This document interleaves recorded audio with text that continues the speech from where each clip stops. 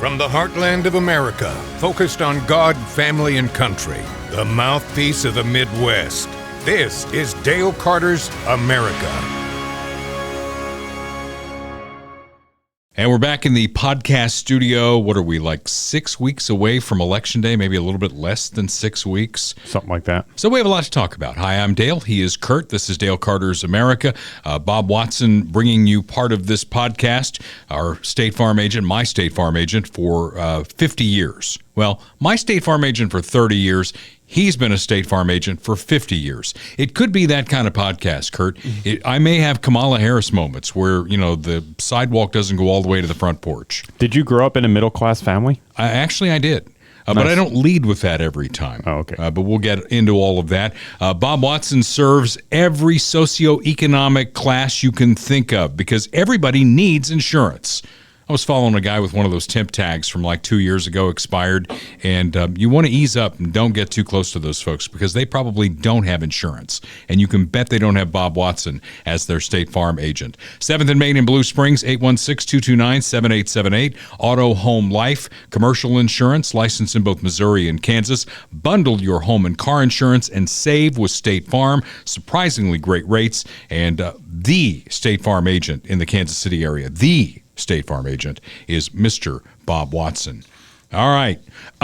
We ask you to help us spread the word because this is a crazy world that we live in, and Dale Carter's America is growing by leaps and bounds. I am shocked, Kurt, the number of people who reach out to me who I never thought would be into the whole podcasting thing, and they're like, I picked up on what you're doing there, and you guys are doing the Lord's work on Dale Carter's America. That really makes me feel good. That's great. Yeah. It's great to hear. So how can people help us out here? Well, if you're watching the video version, you've already found us on YouTube or Rumble, and we appreciate it. Make sure that you subscribe, drop a like, leave a comment. It all helps with the algorithm and helps us get in front of more people. You can also find the audio-only podcast on Spotify, Apple Podcasts, wherever you get your podcasts. And then I think you can subscribe there as well. And then make sure to follow us on Facebook and Instagram. Mostly Facebook is where we post a bunch of stuff and get in the comments with people, and we have a lot of fun times on there. So check it out. Thank you. Okay, you got it. Save the date here. This is important coming up. October 29th. It will be 1 week before the election, and we are going to do a Dale Carter's America podcast listener/viewer appreciation show. So mark that down on your calendar, October 29th. It's going to be at Funhouse Pizza, the one in Lee's Summit on 50 Highway. And I think the way we generally do these things is we gather about 5, right? And you get everything set up while I'm like, you know, schmoozing with people. Yep. Yeah, because he does all the hard work. I'm just the pretty face that shows up to do this thing. And here's the kicker on this. Not only will we have prizes there, we're also picking up the tab on the pizza. So I talked to Jim Dingman about this because, you know, Dingman owns Funhouse Pizza. He's one of our sponsors here on Dale Carter's America. And he said, whatever you do, don't talk about this on KFKF. Because if you do that, you're going to have a line all the way out the door because all they're going to hear is free food. Yeah. So we won't mention this on KFKF. This is podcast only. And I want everybody, you know, I know Mark Zarda will be there. I know Lisa Schifferdecker is going to be there because I've already talked to her about it. Friends of the podcast. This is our podcast listener appreciation show. This is not Dale Wants to Feed the World. So come to the podcast listener appreciation event. We'll have prizes, maybe some special guests. October 29th, save that date. Funhouse Pizza in Lee's Summit on 50 Highway. And I will make a graphic that is not this generic October 29th graphic that I just found on Google. I just Google imaged October 29th. Okay, fine. Well, there you go. Save that date. It's going to be important. You want to save your car. You know, if you've been involved in an accident in the Kansas City area, they're going to ask you if the car is salvageable. If it's not a total wreck, they're going to say, hey, where do you want to take this thing? I'm going to tell you, tell them to take it to Dale's Body Shop. It's in Blue Springs, but he fixes cars from all over the metro area. And when your precious cargo, Kurt, when your baby is traveling in that car that's been wrecked and fixed, you want to make sure it's been fixed right. You can trust collision repair done right with Dale's Body Shop in Blue Springs. Dale Reynolds, longtime friend of mine, friend of the program, and now a sponsor of our podcast, has been in business for 37 years. He buys local. He supports local. He hires local. So if you or somebody in your friends list does body work for a living and they're looking for a gig, they want to upgrade, Dale's Body Shop in Blue Springs. Just get a hold of Dale Reynolds, and he will fix you right up. But you don't even need to know, really, if you've been in a wreck, where Dale's Body Shop is. Just tell the wrecker, whoever picks it up, take it to Dale's. You will not be sorry. Okay, the bigger threat to democracy. We have talked about this, I don't know how many times on the podcast leading up into the election. We have to, because the Democrats have led with this. This is all they've got, is that Donald Trump is a threat to democracy. We will never have another free election. He's going to be a dictator. In fact, he will never leave. He will dismiss Congress. He'll just take over, rule by fiat. Caesar will have nothing on Donald Trump. That's what they want you to believe. Hook, line, and sinker. It's a bunch of bullshit, but they want you to believe it. In fact, did he try and hold on to the presidency last time? You bet he did. Wouldn't you? If you had some questions about the election, wouldn't you hold on to it? Wouldn't you take every legal challenge that you could possibly take? Of course you would. He left on January 20th at noon. Did he go to Biden's inauguration? Nope. Was that kind of a move? It might have been. But he didn't go. So what? He left the White House. And in 2028, we're going to elect another president, and it will not be Joe Biden. It will not be Donald Trump. It'll be somebody else. So that's how our republic works. Bigger threat to democracy. I'm going to give you some ideas here, or some things that you should think about as they continue to fire up their base with incendiary rhetoric that has led to 2 assassination attempts on Donald Trump. Let's talk about RFK Jr. RFK Jr. has been a thorn in the ass of the Democrats for a while now. First of all, he didn't think Joe Biden should be the president, right? Mm-hmm. So what did he do? He's a Democrat. He ran against him. Oh, my God. Well, we can't have that. Not in a Democratic Party. He ran against him. And they tried to steer him off, put roadblocks in his way every step of the way. So he ran as an independent. And then he came to the conclusion on his own, against his family, that the way forward was not Kamala Harris. It was Donald J. Trump. Well, guess what happened next? Okay. He was at a campaign event in Arizona on Saturday with President Trump, and he says he's being looked at for collecting a whale specimen 20 years ago. That NOAA, the National Oceanic and Atmospheric Administration, one of those, executive level agencies, they're investigating him for something that happened 20 years ago. Why do you think that came up? I have no idea. I'm kind of curious about the story, though. I mean, it's kind of a weird thing to. It is a weird thing, and he's got some weird things in his background. But why would the Biden administration's executive agency there, NOAA, be investigating him on something that happened 20 years ago? I can put 2 and 2 together. It happens right after he comes out in support of Donald Trump. Right. It fits the narrative of what they're doing. They viewed him as a threat the entire time. I mean, they denied him Secret Service, right, and other things too. I have this clip that of him kind of talking about it, so I'm kind of curious as to what the backstory is here. Okay, go ahead. They're going after you for, I guess, cutting the head off of a dead, rotting whale head for scientific research in the early 90s. So you two are now getting a taste of the weaponization of government. Welcome to the team, Bobby. It's good to have you as part of the family. What the hell is going on here, man? This is insane. Yeah, I mean, I've collected specimens my entire life, and I have a very, very big collection. And my daughter, Kik, gave an interview at... Does he mean that he has a big collection of dead whale heads? I took that to mean he has a big collection of specimens of all kinds. So the dead whale washes up on shore. Who the hell cares, right? Yeah. Let's watch for a little bit longer. We don't have to watch the whole thing. She talked about something that happened when she was 2 or 3 years old, where we were at the beach and found a baby. And well, it was really a rotting carcass. You couldn't tell what species it was. And I took a specimen from that. And so now, and she gave that interview in 2012 talking about that experience, and now the NMFS, National Marine Fisheries Service, has has notified me that they've opened up an investigation at the request for the Center for Biological Diversity. The Center for Biological Diversity is an NGO that essentially is a subsidiary of the Democratic Party. They're doing advertising almost every day for Kamala Harris. Before that, they did it for Joe Biden. You can go to their website and see pictures of leading Democrats. I've responded to this by saying, first of all, the investigation is a joke. It's 25 years after the statute of limitations has, even if I did something wrong or, a crime, the federal statute of limitations is 5 years. This is 25 years after that expired. By the way, that doesn't stop them, Bobby. No. New York State, just so you're clear, New York doesn't. State changed the statute of... Well, there you have it. Yeah. So, I mean, his voice is kind of weird and that holds him back a little bit, but he's a smart guy. And Donald Trump, we talked about last week how he's not a conservative, a hard-line conservative. He's a pragmatist.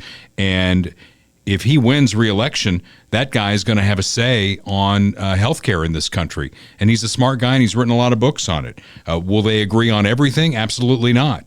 Isn't that the beauty of this thing? There's a wonderful book that I read a long time ago. It's The Team of Rivals. Okay, it's Abraham Lincoln's cabinet.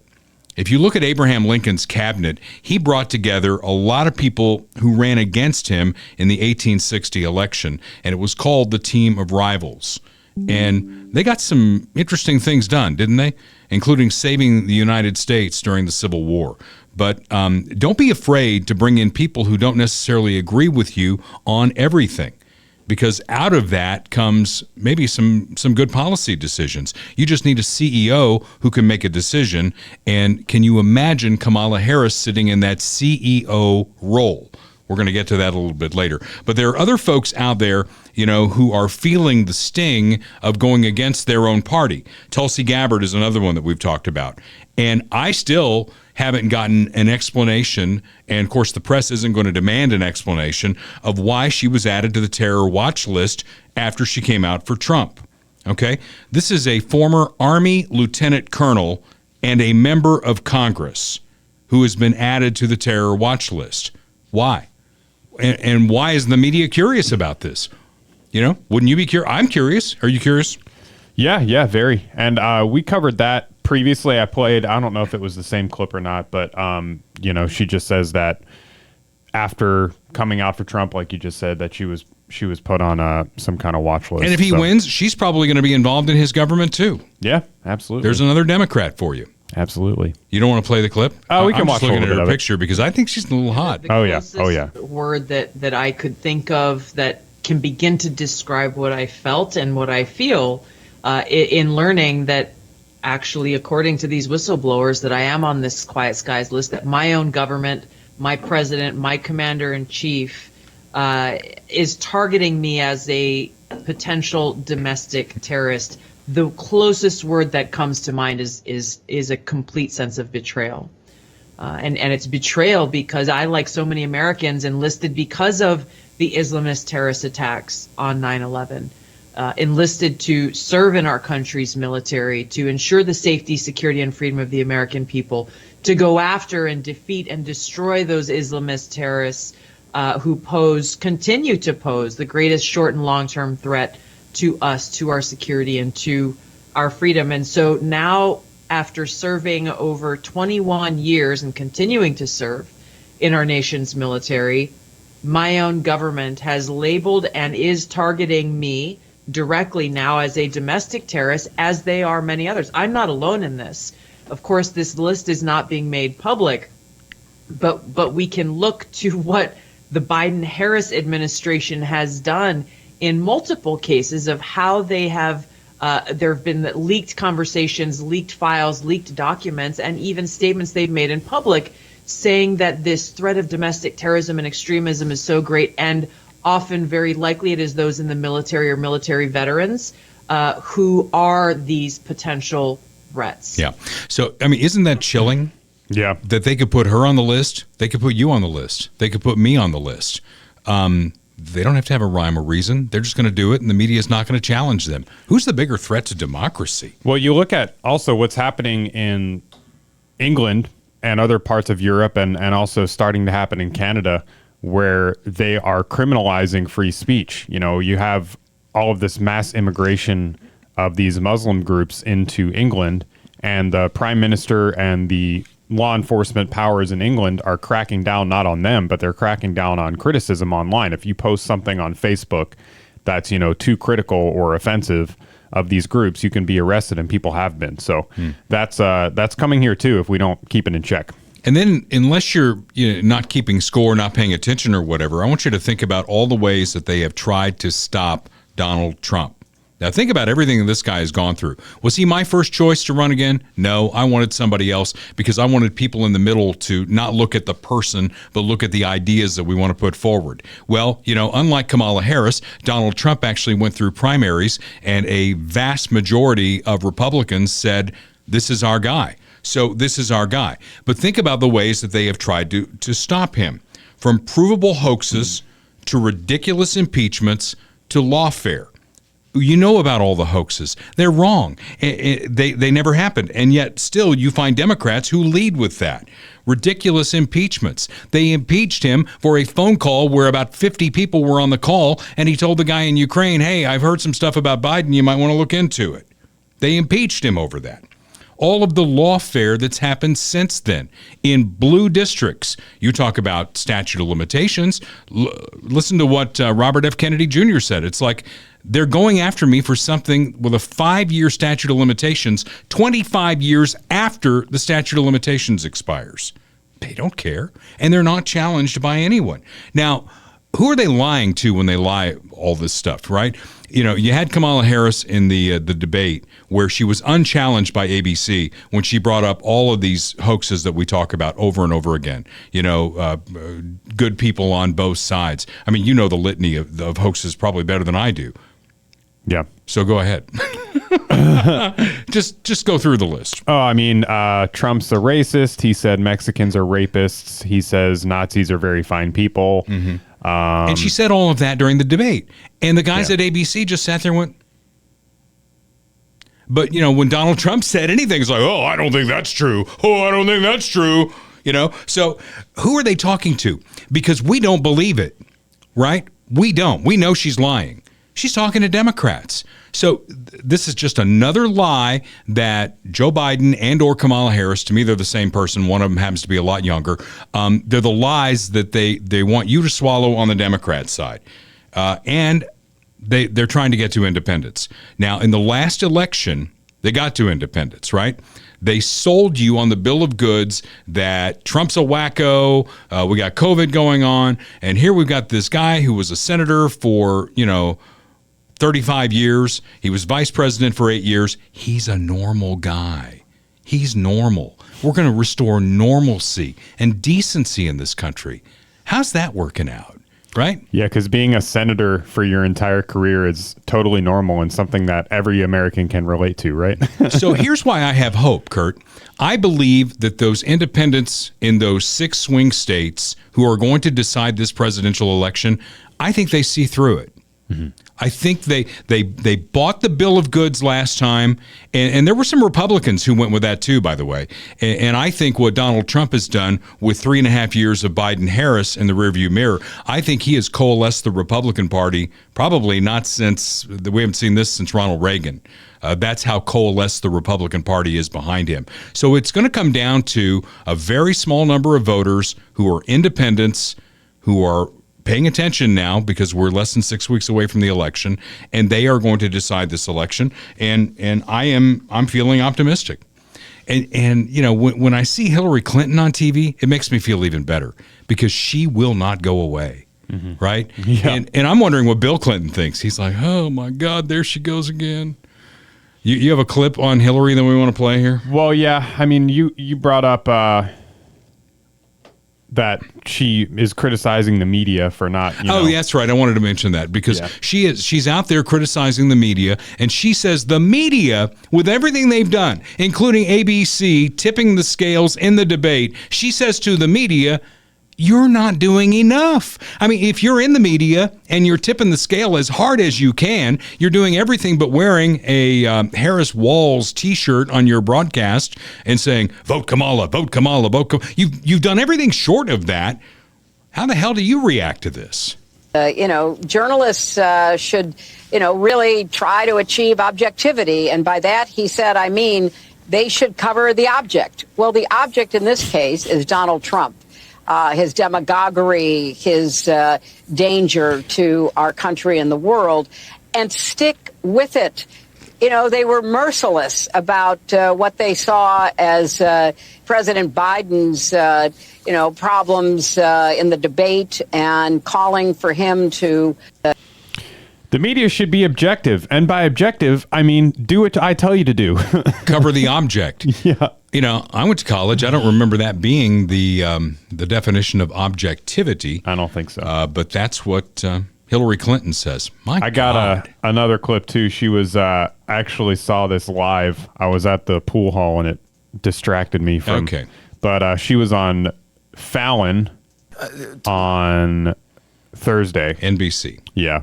And she has a new book, apparently. So she was there hawking the new book and then promoting Harris. Can we talk about it for a second? And talking about how bad Trump is. The nominee. And Yes. this is exciting. Were you giving your advice? First of all, I had to turn the book in, and I turned it in. She's lying. Her cankles are swelling. That's what's going on there. She's so inauthentic. She's like the most fake person Oh, my ever. God. And think about before Trump came down the escalator. I mean, they were buds. Trump hanging out with the Clintons, Bill and Hillary. Yeah. I think they went to his wedding. Yeah, something like that. Yeah. So there you go. That's Hillary Clinton, who will not go away, and talking about how Joe Biden made that courageous democratic decision to step down. He did the right thing. He did the right, because Trump would never do that. And then the little light comes on that says applaud, and everyone goes, yeah. Almost feel like I need a colonoscopy, so let's just move right to it. Dr. Mark Taramina with Midwest GI Health is going to do my next colonoscopy. I got the call. It's time. And so we put it on the schedule for October 28th, which is the day before our listener appreciation, viewer appreciation event at Funhouse Pizza in Lee's Summit. Wonder why that all came together. Yeah? So, well, you're getting a colonoscopy, and guess who will be there with a camera? Yeah, that's true. We're This gonna guy. because it's important, and we talk about it. And I'm not just somebody who says do what I say, not what I do. 45 is the new 50, and I have already had my first colonoscopy, and I didn't have any problems.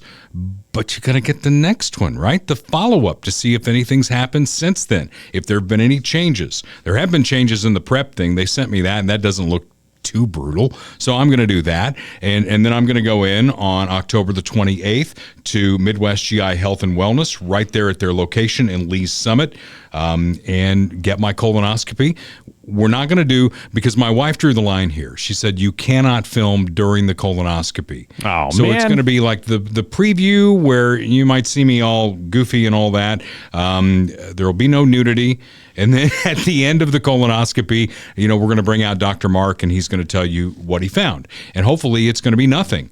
And if he finds some polyps, they'll send those off, and I'll be ahead of the game. What I'm not going to do is get behind the 8 ball with colon cancer. Not going to happen.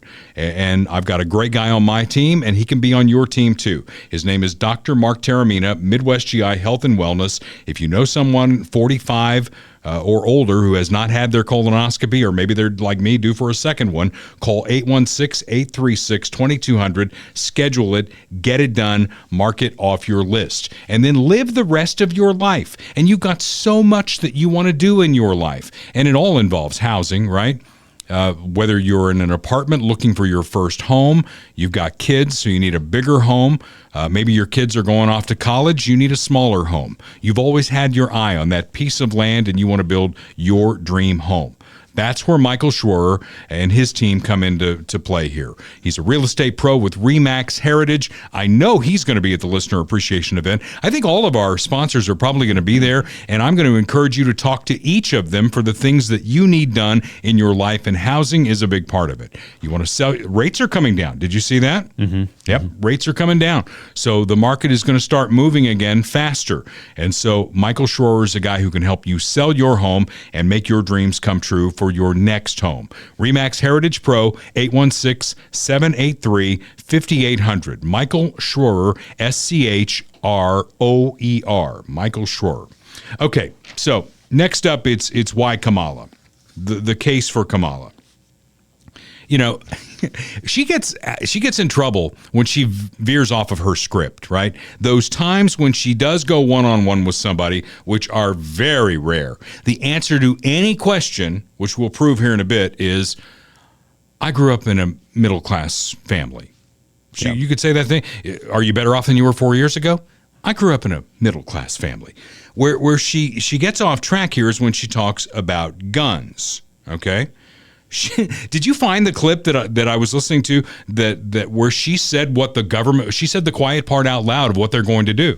You're talking about her going into people's houses? Into your locked homes. Listen to this. This is what she says when she's telling the truth about what her administration would do. This is back during her time as DA in California. Responsible behaviors among everybody in the community, and just because you legally possess a gun in the sanctity of your locked home doesn't mean that we're not going to walk into that home and check to see if you're being responsible and safe in the way you conduct your affairs.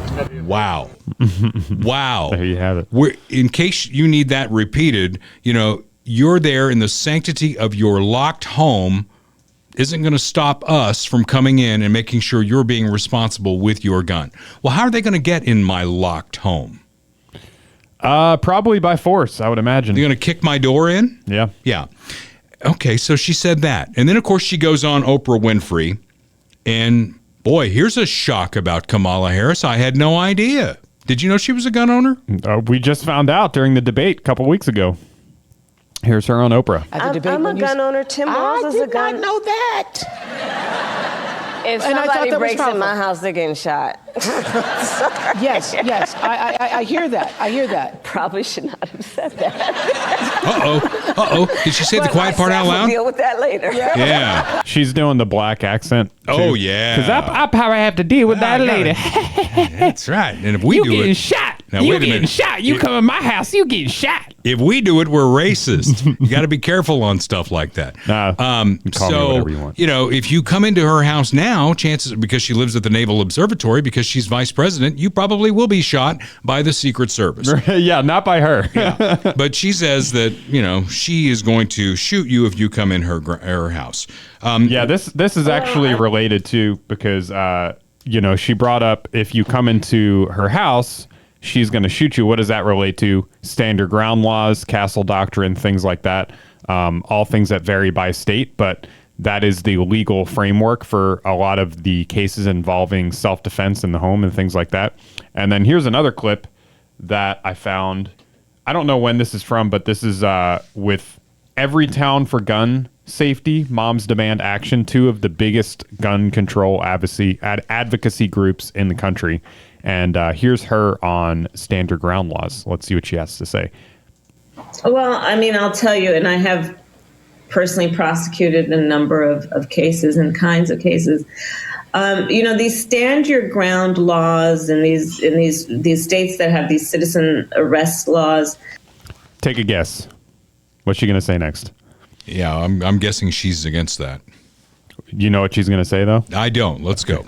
Have often and frequently been used as an excuse, if not a cover, for people who are motivated by racism and racial profiling. Oh, damn. I should have guessed so number one. That was a layup, dude. That was a layup. Man, I'm off my game. I went to Mizzou to watch the game over the weekend, and it takes me like 2 days to recover now. Yeah.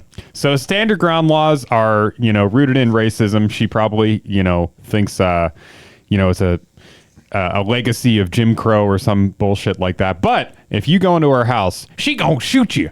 You come in my house, I'm gonna shoot you. Well, that's because she's an African American, which somehow you have blended, an Asian egg with Jamaican sperm, and you came out with an African American. Yeah, right. That's an amazing act of science right there.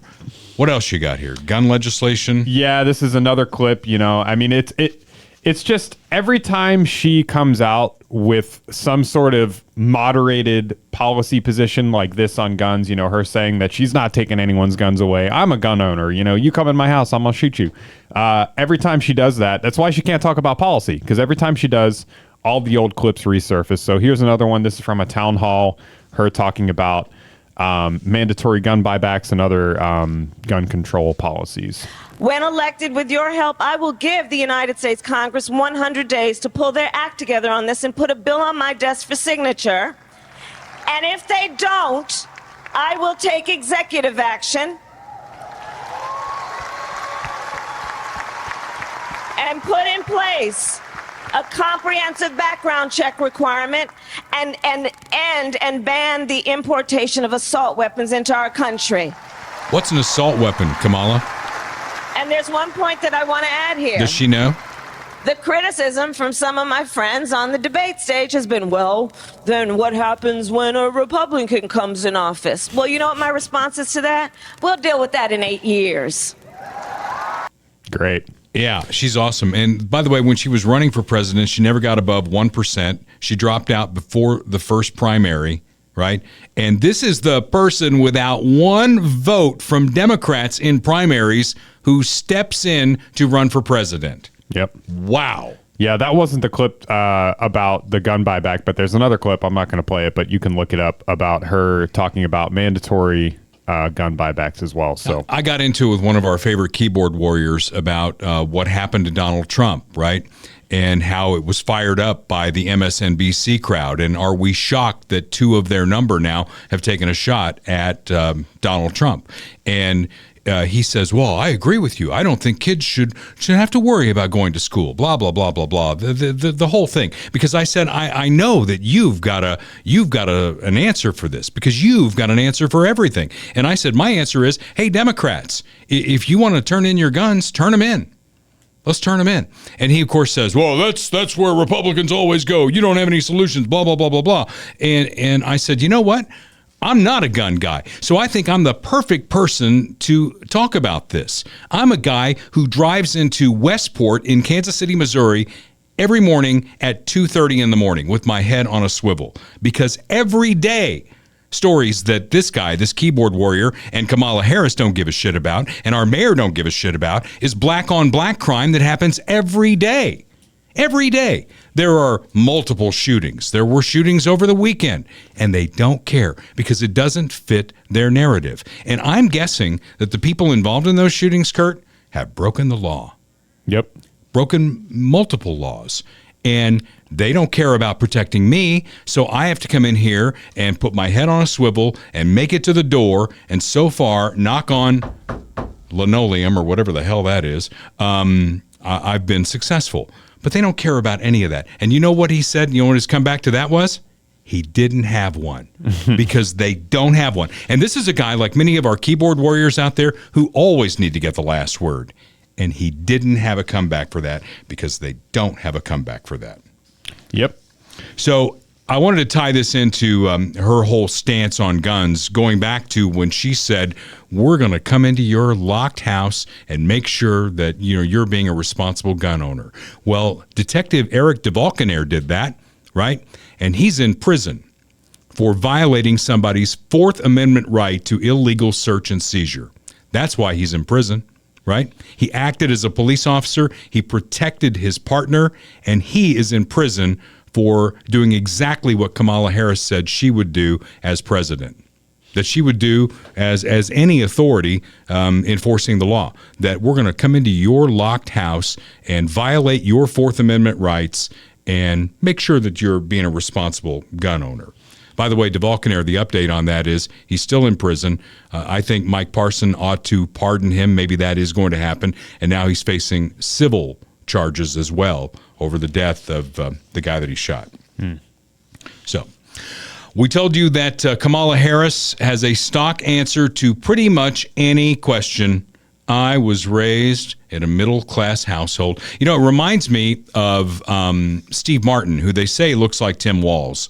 And maybe if they're going to make fun of him to the extent that they will on Saturday Night Live. Steve Martin said he's not going to be that guy, but he could be that guy. Do you remember a movie called The Jerk with Steve Martin? I've seen it like once. The famous line from that is, "I was born a poor black child." Right.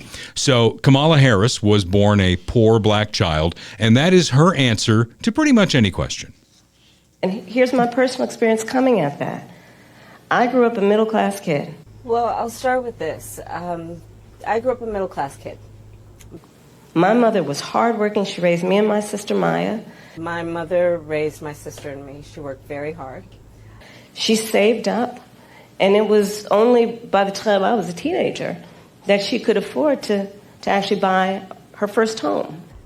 She was able to finally save up enough money to buy our first house when I was a teenager. And here's my personal experience coming at that. I grew up... So anyways, Kamala, what are you going to do about the border? That was the question. Yeah, that was the question. And that was her answer when they asked, are you better off than you were 4 years ago? And to me, this is not just a Kamala Harris thing. This is a senator thing. This goes to Joe Biden and Barack Obama. Senators, in my experience, somebody who watches American history, senators, by and large, make lousy presidents. Because what they do in the Senate is they get up and bloviate for hours at a time. Right?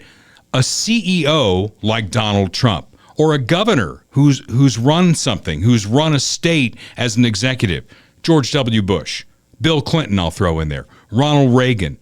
They made decisions, had to make decisions. They can't stand up and bloviate for an hour and not answer the question. We have millions of people coming across our southern border. What's the solution? Well, I grew up in a middle-class family and my mom worked really, really hard. And that's the beginning of her answer, that if you let her talk, will go on for an hour. Yeah, exactly. Yeah. And, it's not just her, it's her supporters, too. I mean, they can't name her policies, and there's a reason for that, because she either doesn't have any, or if she does, they're a correction on her previous policies that she's trying to run away from, because she was the most left-wing senator in the entire Congress. There's a record on that. Yeah. I mean, that's not something you're making up. You can go look it up. Yeah. And you've talked a lot about, before about, if you ask people why they're voting for Kamala, they either say because Trump sucks or because she's a black woman. They can't really name any policies. There's a bunch of videos like this, but this one is actually from the DNC. I don't think that we've played this, but if we have, podcast listener, just enjoy it again because it's great. This is somebody going around at the DNC asking the attendees what their favorite Kamala policy is. Let's watch. Can you be up for a quick interview? Yes. Sure. Yes. What's your favorite policy of Kamala's? That's a hard one. Deer in the Favorite headlights. policy of Kamala's? Her being president. That's your favorite policy position? Oh, yeah. How so? Because it covers everything that she defends. I'm really excited for her to restore reproductive rights across America. How do you think she'll go about doing that? I don't know. One question. I don't know. I'm picking and choosing. I mean, I really like most of them. So you have to look at it broadly, right? It's about what she stands for right now. What's your favorite of Kamala's policies? I'm trying to think. Well, actually, more of like, what Waltz comes in. All of her policies, everything from I'm non-binary. So all of the policies for basic human rights. Oh, stop the tape there. This is why you need to get the video version of the podcast, because this guy has a scraggly gray beard. He's wearing some sort of captain's hat with a fruity, border around it. I'm non-binary. Yeah. The Well, it's hell does interesting that too. mean? This is not an original take by me, unfortunately, but it has to be about him, right? So his answer to what is your favorite Kamala policy is me. That's the first thing he says. Well, I'm non-binary, so everything comes back to him and his selfish needs. And keep in mind, we'll finish watching this because this is great. But keep in mind, there's a lot of these videos of just people like on the street or on a college campus or whatever. You get dumb people. You pick and choose. You get random people, And they're going to vote. But these people, this is at the DNC, so these are people who care about politics enough to go to the DNC the DNC to support Kamala. So this is like the cream of the crop right here. All right, and this is what you're getting. Rights to have our own bodies and do with them as we please. Her willingness to move forward on affordable health care. How do you think she'll do that as president? I think she'll work to motivate the legislature to vote in favor of it? As like her as a person, just like tops out any policy. I really admire her. Great. There you go. Oh my God. All right. So there's a picture that is surfaced that I finally weighed in on a liberal page, and I probably shouldn't have done that. But it's a picture of Diddy Combs with Donald Trump and Melania Trump. And, you know, Trump has denied knowing this guy very well. And there's a picture of them. And looking at Melania there, I mean, it looks like it was a long time ago, because she's like model gorgeous, right? And now she's aged a little bit. She's been first lady for 4 years. He says, I don't know him. He worked for some record company, some kind of lower level person. No idea who he is. Never met him to the best of my knowledge. He was in a room. I have no idea who he is. He doesn't know me. Now, I couched this as program director at KFKF, Kurt, in the 30 years I've been the program director, and I'm nowhere near where Donald Trump is on the fame scale. Nowhere near. Donald Trump's way up here, and I'm way down here.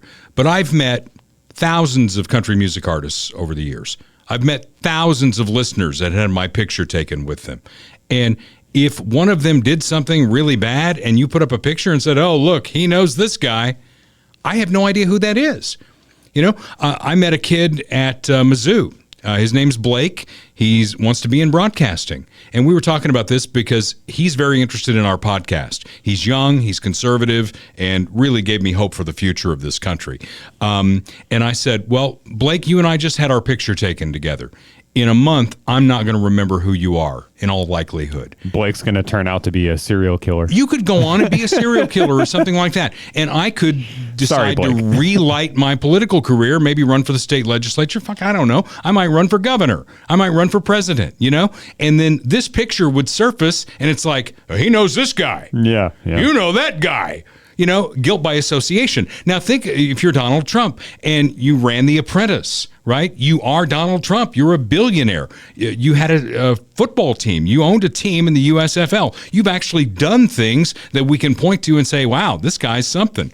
You've had your picture taken with probably 1 million people. Do you remember them all? Probably not. You know, does he know Diddy Combs? I don't know. He says I don't know. I may have met him. He's a record label. I don't know. He's somebody like that. So it led to an exchange, and this is complete non sequitur, but I got into a liberal page and I said that, and some people jumped all over me. One of them, a very dear friend of mine who used to work for me. And, you know, she's very liberal. Her husband is very conservative. I don't know how they make that work, but they do. They love each other, That's right? tough. They're good folks. I love them both. And I still love her.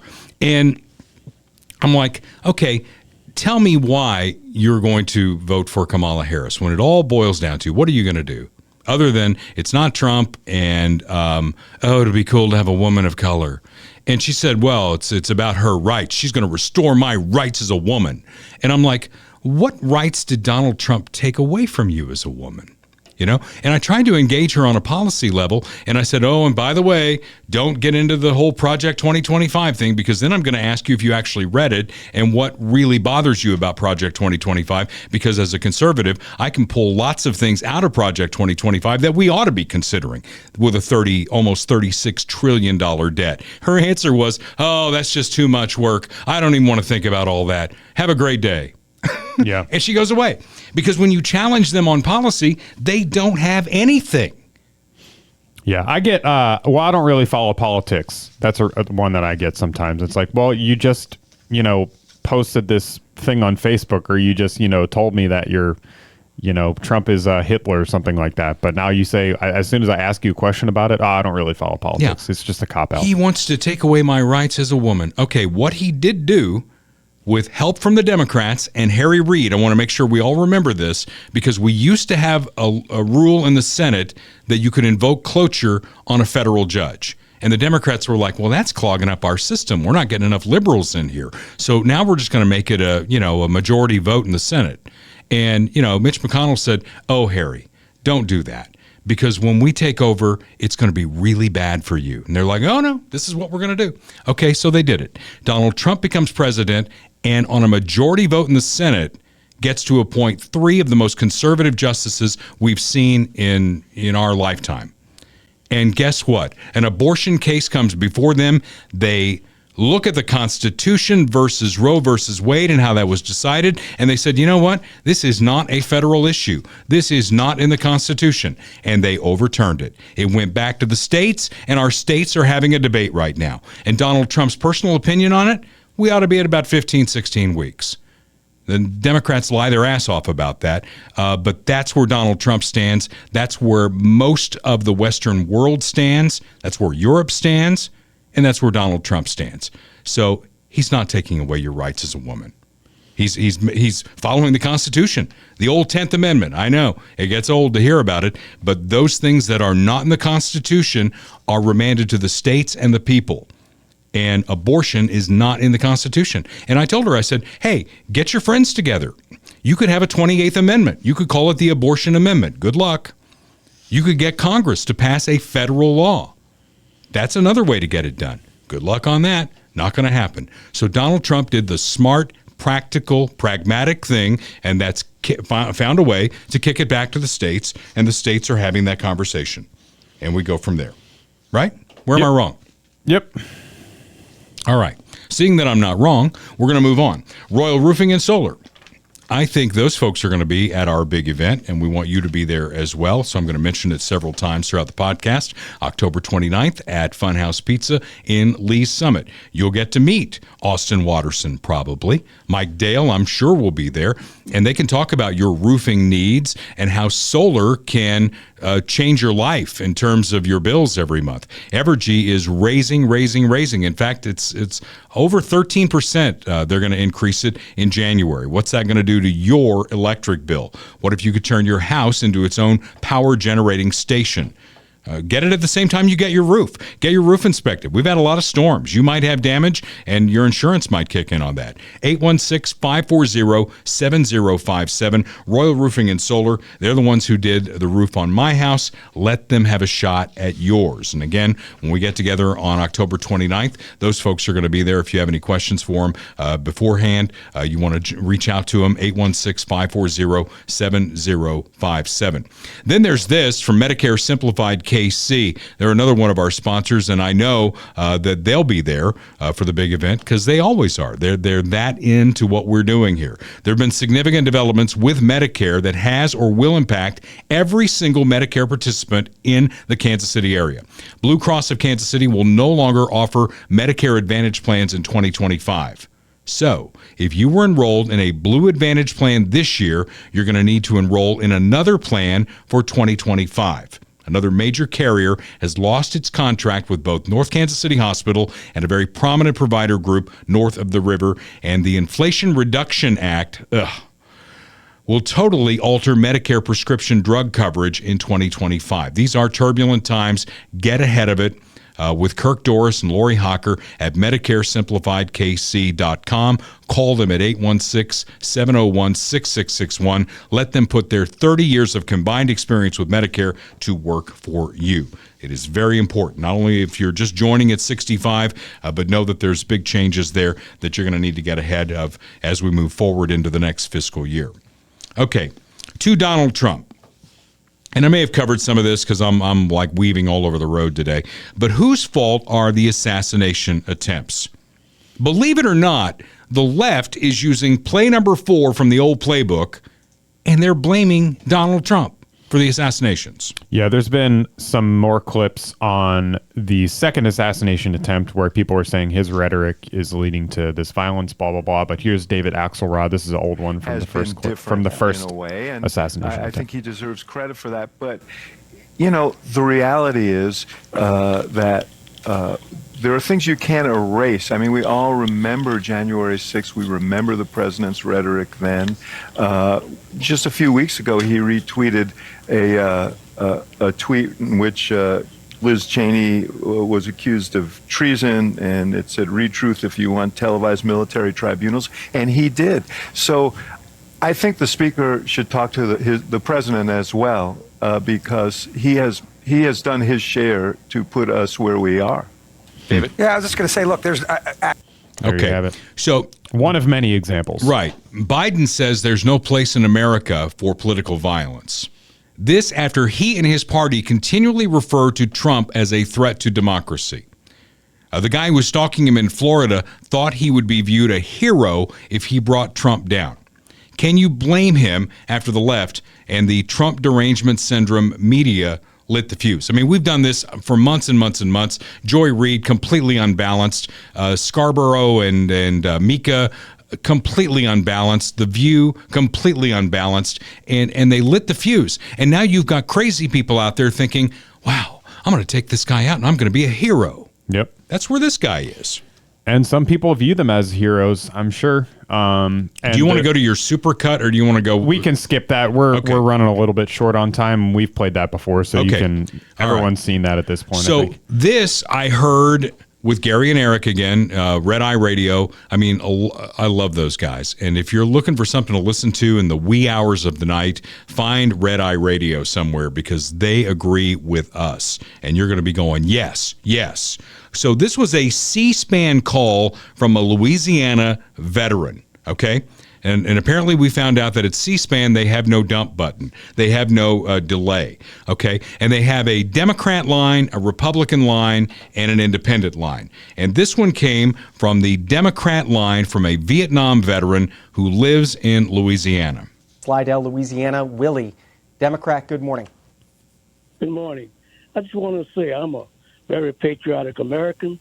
I did 20 years in the military, 2 tours in Vietnam, wounded in 1966, went back in 68. And I look at myself and think about, we were supposed, as a military man, we're supposed to close, kill, capture, destroy the enemy by all means available. And to see we let this man Trump destroy America, and I look at it and say, well, these two people had to step up and take that shot.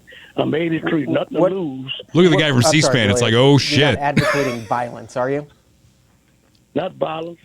I'm talking about defending my country. All right. Dan, in Louisville, Kentucky. Yeah, let's move on quickly. Let's get away from this guy because he's a nut job. Yeah. This is what the media and the Democrats have done here by villainizing Donald Trump and the vile rhetoric that they have spewed. And then they turn it around and they say it's Trump's fault. I mean, you just can't make this shit up. You really can't.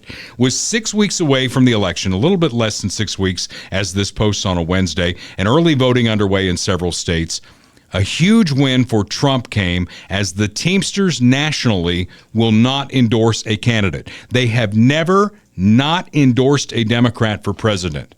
Now, endorsing Trump, I think, probably would have been a bridge too far for them. But their own internal polling showed that the Teamsters members, this shows you the shift in politics from where the Democrats used to be viewed as for the working man and woman. Now that's the Republicans. And the Democrats are for the left elites that are taking this country way off the left side of the page.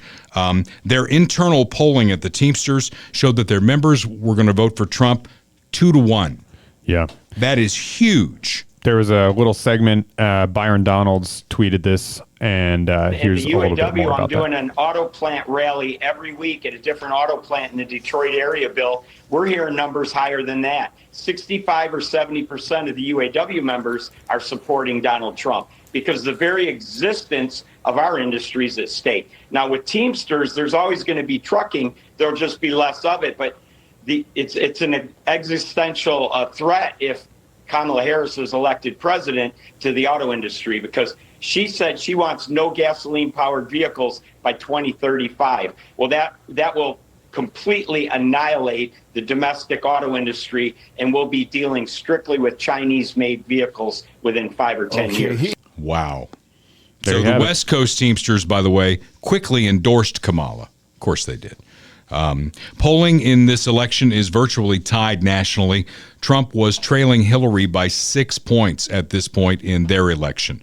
Now, there's a term that we used to use in radio measurement, kind of go off the rails here again for a second, in the bigger markets, used to be done with a blank diary that you would send to people who listen to the radio in a given market, right? And they would fill it out, right? It was 7 blank pages, starts on a Thursday, ends on a Wednesday, and you would fill in the stations that you listen to.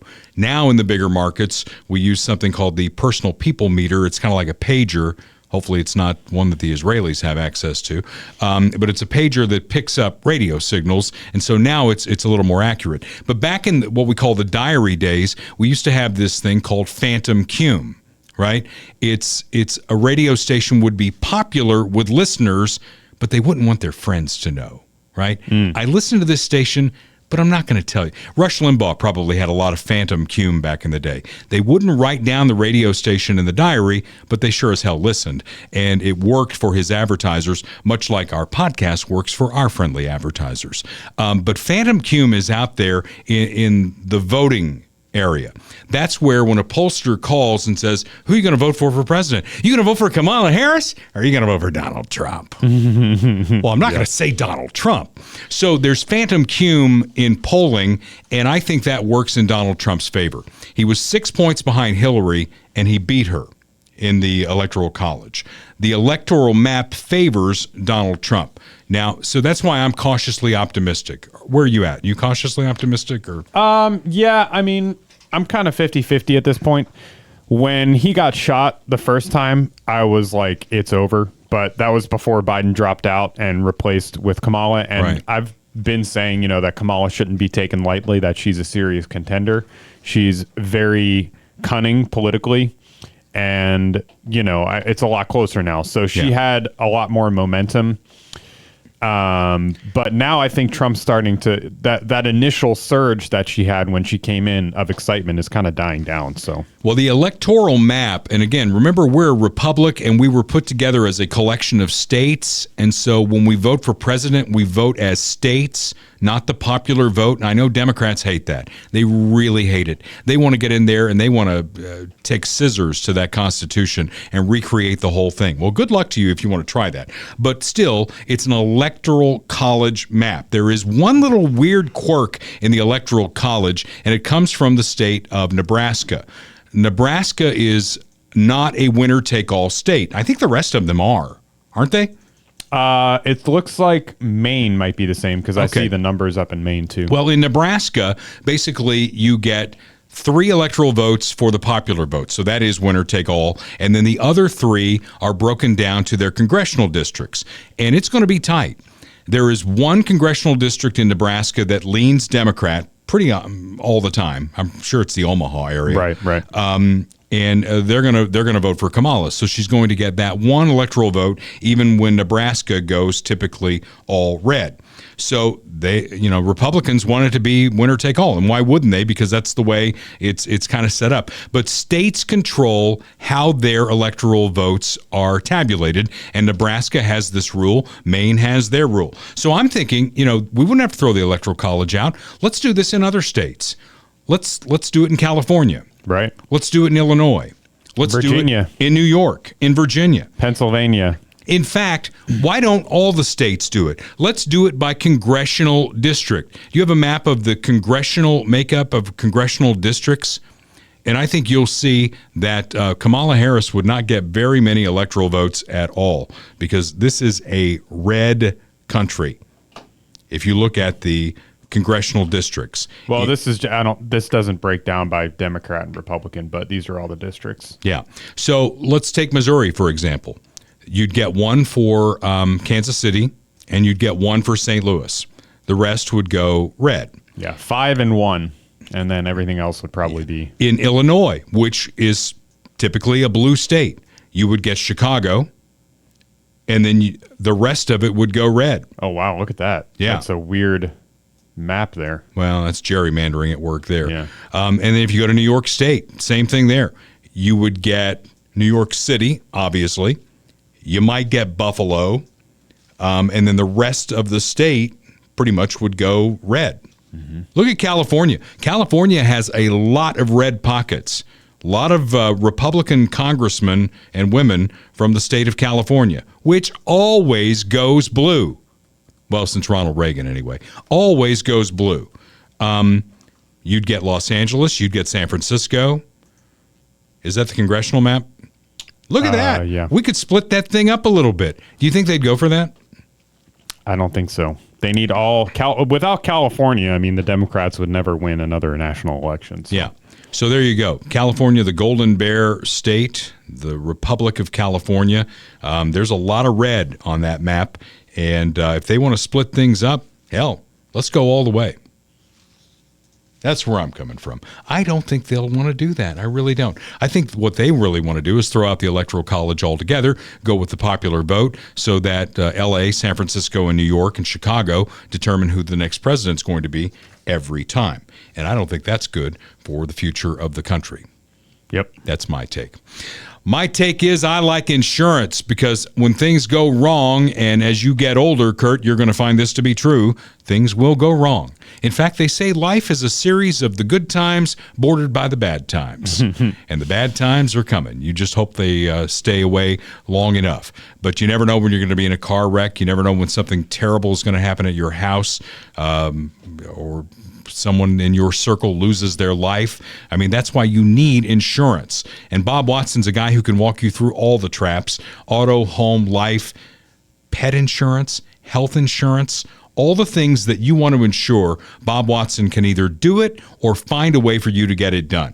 And with State Farm, you bundle your home and car insurance and you save even more. Bob Watson's my guy, has been for the last 30 years. He's been a State Farm agent for 50 years. He knows his stuff. 816-229-7878. If your insurance is coming up for renewal, get a quote from Bob Watson. He will take care of you like he has taken care of my family over the years. Final thought from our Facebook page. I put this up, and with a language warning here, I would say don't fuck with the Israelis, okay? Because they've got Mossad on their side, and you don't want to mess with them. And I think they have sent a clear message to Hamas, Hezbollah, their backers in Iran, quoting the great Ronald Reagan: you can run, but you can't hide. Enjoy life looking over your shoulder.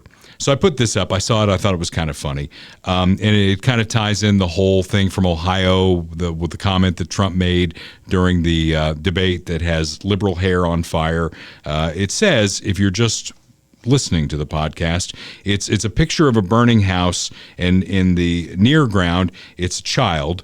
And the child says, "My neighbor tried to eat my cat, so I paged him."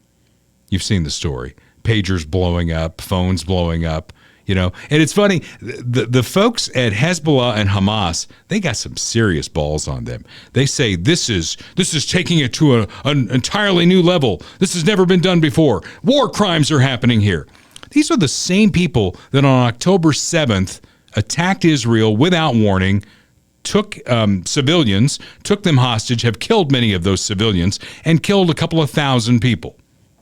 That would be like, you know, anyone who survived the 9/11 terror attacks on our country, and when we start droning them, as Barack Obama did, how many people did he drone? A lot. A lot. That's like them saying, well, that's a war crime. Yeah. War crime, my ass. And you terrorists out there, enjoy looking over your shoulder. Until next week when we gather around this microphone again, this is Dale Carter's America. The views expressed on Dale Carter's America are Dale's and Kurt Wheeler's. They do not necessarily reflect the views of KFKF or Steel City Media. Comments can be sent to dalecartersamerica@gmail.com. Check back for weekly episodes. Subscribe, spread the word, and give us a 5-star review. Thanks for being a part of Dale Carter's America.